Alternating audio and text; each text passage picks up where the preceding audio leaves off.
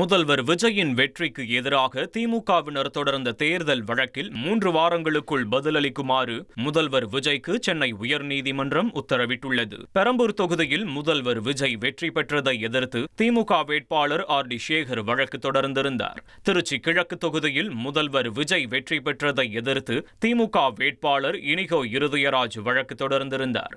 மேலும் வில்லிவாக்கம் தொகுதியில் அமைச்சர் ஆதவர்ஜுனா வெற்றி பெற்றதை எதிர்த்து திமுக வேட்பாளர் கார்த்திக் மோகன் வழக்கு தொடர்ந்திருந்தார். இந்த தேர்தல் வழக்குகளை விசாரித்த சென்னை உயர்நீதிமன்றம் 3 வாரங்களுக்குள் பதிலளிக்குமாறு முதலமைச்சர் விஜய் அமைச்சர் ஆதவர்ஜுனாவுக்கு உத்தரவிட்டது.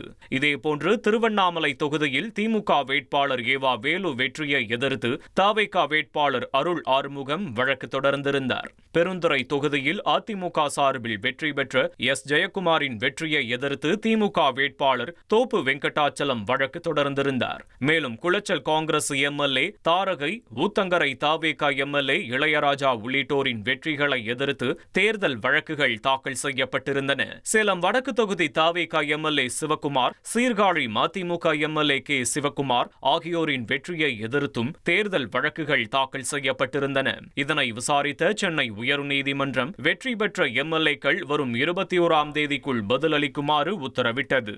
1,31,00,000 மனங்களை வென்ற தந்தை டிவி யூடியூப் சேனல்.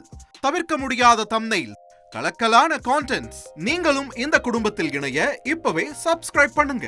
அசுரபலம் கொண்ட எங்கள் டிஜிட்டல் கரங்களில் உங்கள் விளம்பரங்களை சேர்க்க வாட்ஸ்அப் பண்ணுங்க. 8939888838. Email advttv@dttv.in.